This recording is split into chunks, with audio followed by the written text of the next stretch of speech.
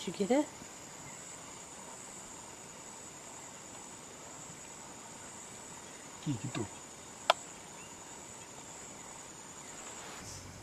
After making that shot, that one is a nice shot. Increase our pace slowly. Yeah, to catch up with the area the guys were talking about. Because with this weather, sometimes lions don't lie down for a longer time, but they do hunt.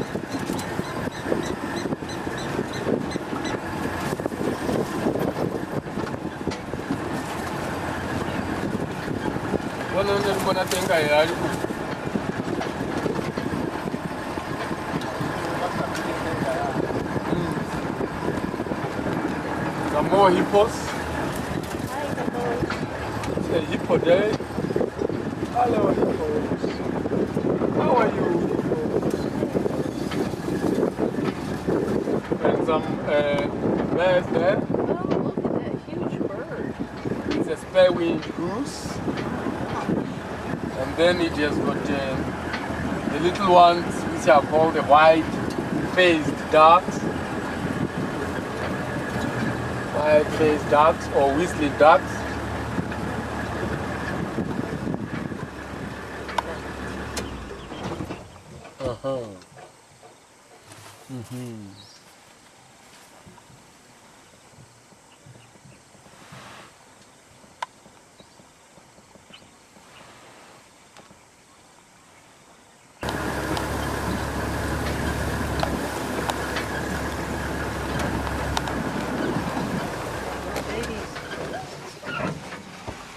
Look at the ones running away.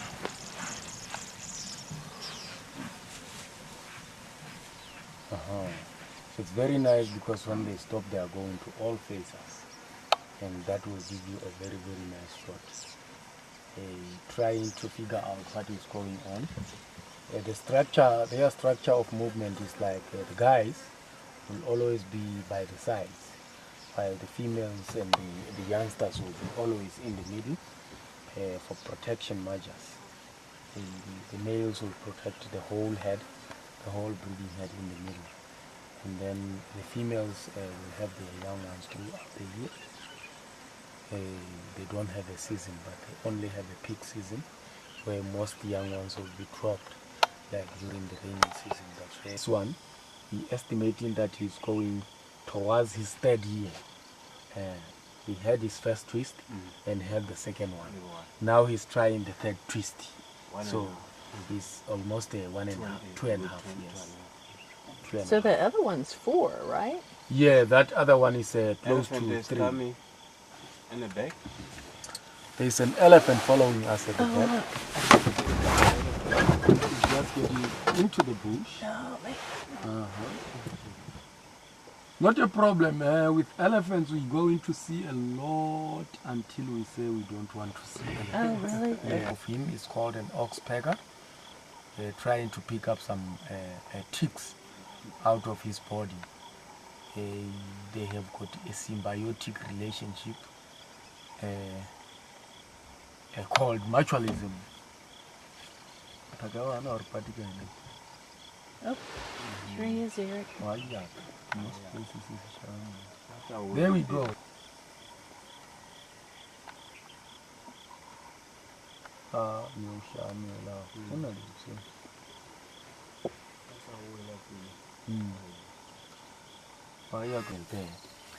But you know, look at the size of the young boy. He's growing up. Very, very, very good meaning. Rubbing against each other, it's a sign of a close relationship. There she yawns.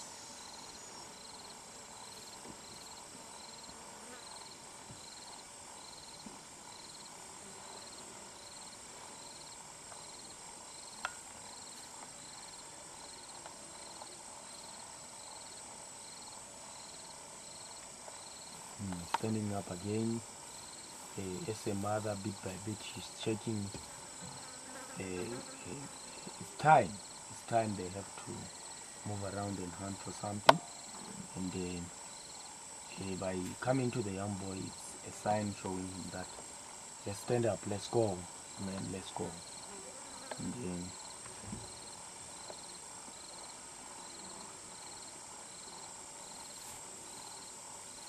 some people normally say male lions are not good hunters.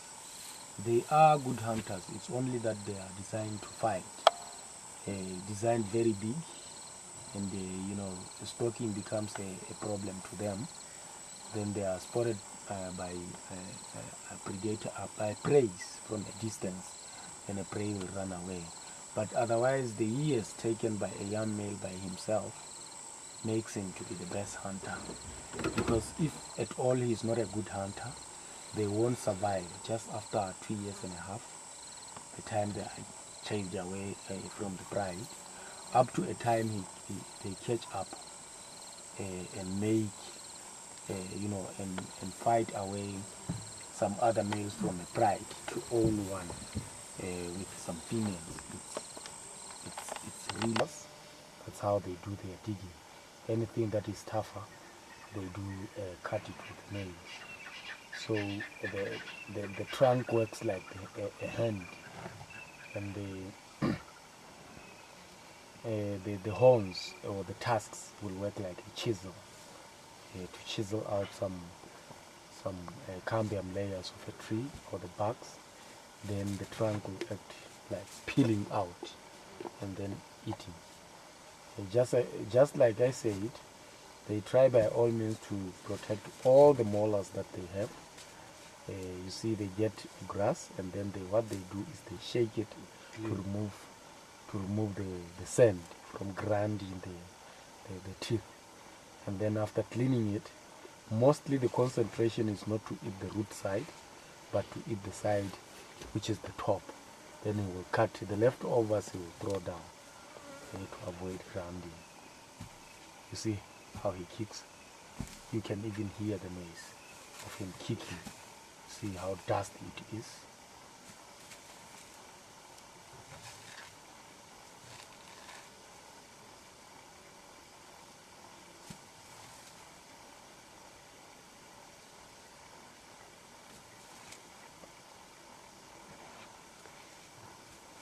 So the same grass he uses to chase away some flies.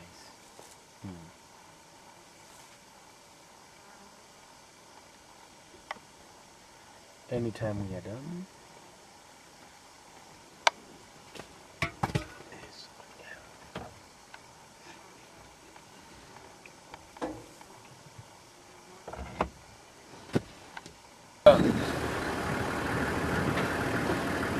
What did he say?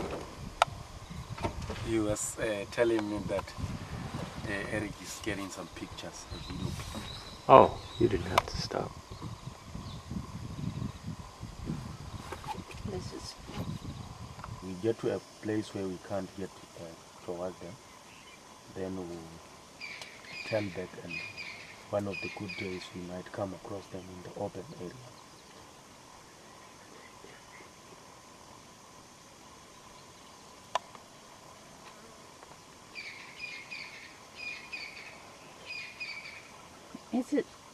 this can't be typical how lucky we are, huh? Yes, it's your lucky as well as the camp.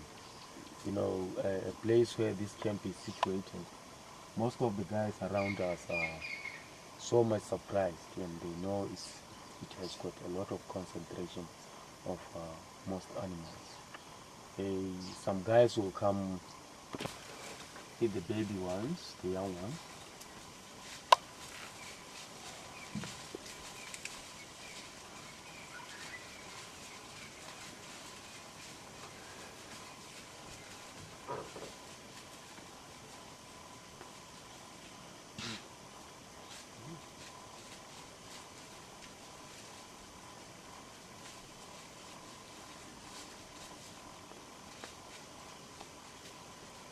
By the forehead, you will see that the shape of the stripes on the forehead represent a diamond shape. Oh. Yeah.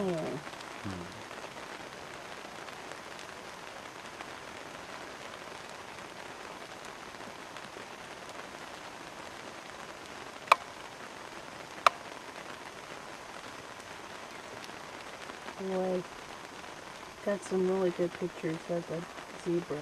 Uh-huh. That's very nice. That's very nice.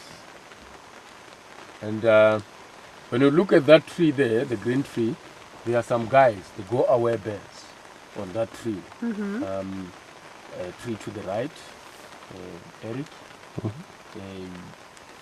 The go-away birds have got a symbiotic relationship with some animals, whereby they do alert some animals whenever there is a danger coming. Other defense is called physical defense, whereby trees will grow some branches that are caving in like to avoid the entrance of the head of a browser to get in. So that's a physical one. The one that we were talking about is a chemical one. So that chemical one works only is species specific. If it's a leadwood, then leadwoods will only communicate. And then if it's a fever berry, then fever berries will communicate. So sometimes when you see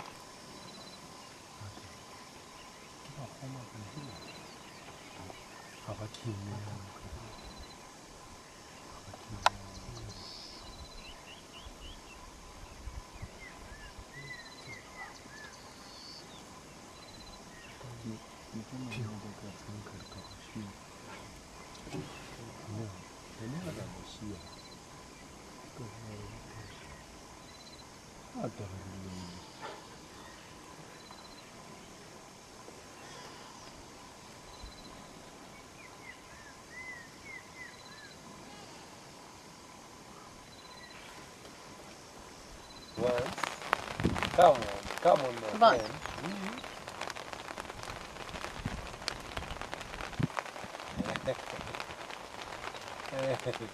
He's now running away. Do it. It's a yam meal. So yam meals are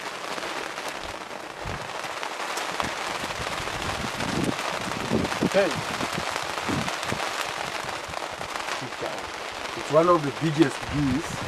The biggest of the bees. The strongest bees. From this one we have the second, which is the Egyptian goose, and then we have the smallest of them, the pygmy bee. Now, what lives in those nests right there? Stallion. Stallion is the big male that belongs to the head, to the small family. So it's taking over a head that has been owned by another stallion who passed away by either mistake or got killed by some lions. And then you take over it. Then after taking over it, because the genes are not the owner, the same genes as the guy who is entering, the younger fowls can get killed. Yeah. Yes. And if some of the females are pregnant, the guy will kill, will cause abortion. They have got a tendency of, they have got these genital parts that they can extend when they want to cause abortion. They extend them and do the mating in a way that it reaches the womb and destroy everything that has been forming inside there. And then if it fails to destroy the pregnancy, sometimes that's why you find some male zebras kicking a female by the stomach to destroy that young one so that it dies. But then when it fails, they will leave it and wait for the time of death and kill. Because as soon as he kills that one, the female will come into estrus, then they will mate, and he will be very sure that he has got his own genes. That was the first way of how they get their females. The other way is a boy has to challenge many several male stallions with different groups to get their young ones, which they can't give out without proving that he's a stronger male. Because if he's a weaker male, then the other ones will easily get into his group and chase him, fight him and chase him and get their daughters. So for your daughter not to suffer, it has to be given to a male that is very strong. Then to prove that, you have to fight them. Oh, wow. Running down. Okay, here they go. There they go, but in different direction. That guy might be the first guy to follow, but refusing to do the action. Here they There go. they go. There they go.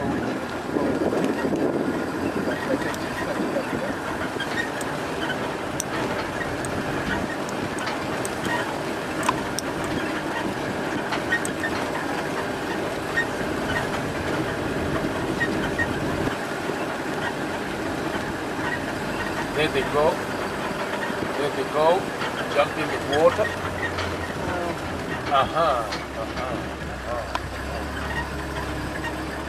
So they wanted a place where Oh, good bird.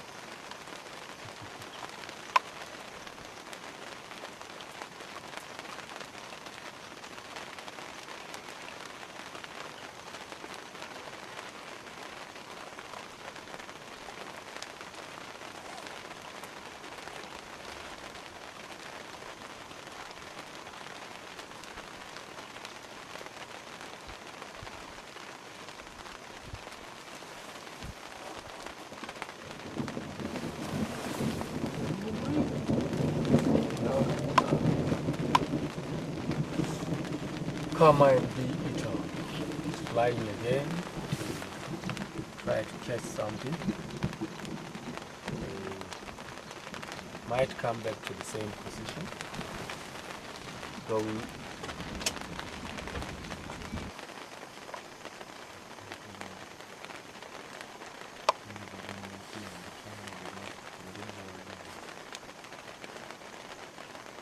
one other big male lying down by himself that other side.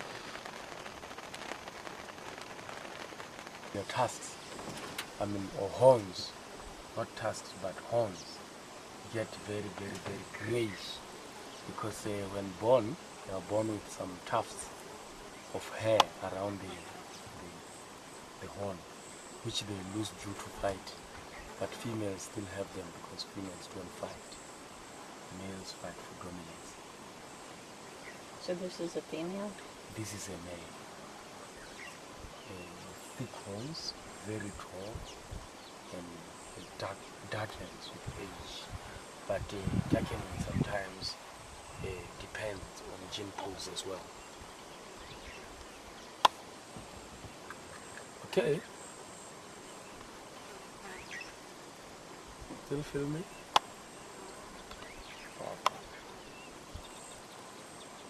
This way, but if we drive slightly in front, you will smell it. It has got very long eyelashes if we use some binoculars to check because of the browsing. They browse in very mostly thorny trees. They are specialists, the acacia trees. So because of the thorns of the acacia tree, they have to have those eyelashes to detect the thorn trying to get into the eye.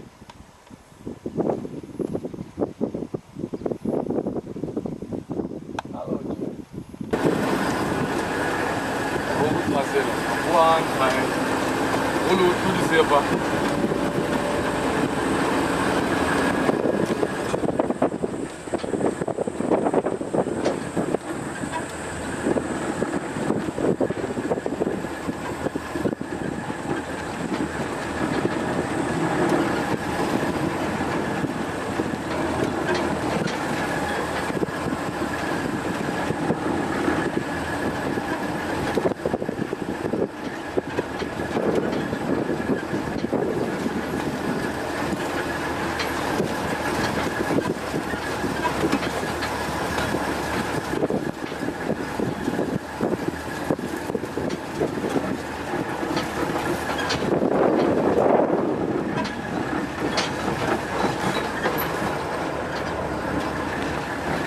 Same destruction done by elephants.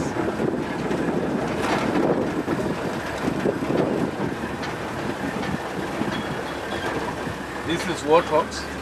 You see the thing we were talking about in the morning. Look at that portion. It's, when rain comes, it's going to collect some water, and then the same warthogs will come and mud bath in. So by mud bathing, it makes it more stiff, and then opens it up, and then the next water that is going to catch up is going to be used by elephants or buffaloes. Then the small portion is going to widen up time and again until with time we have a water hole. Yes.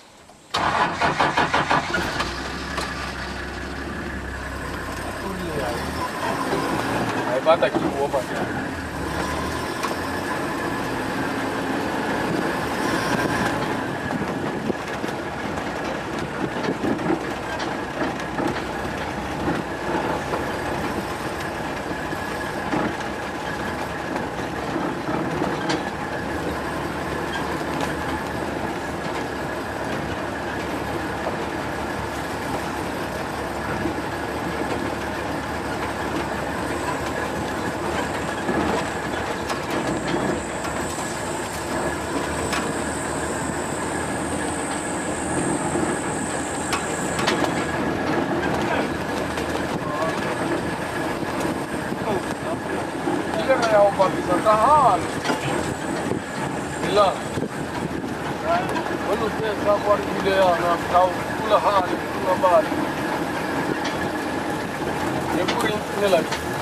Around.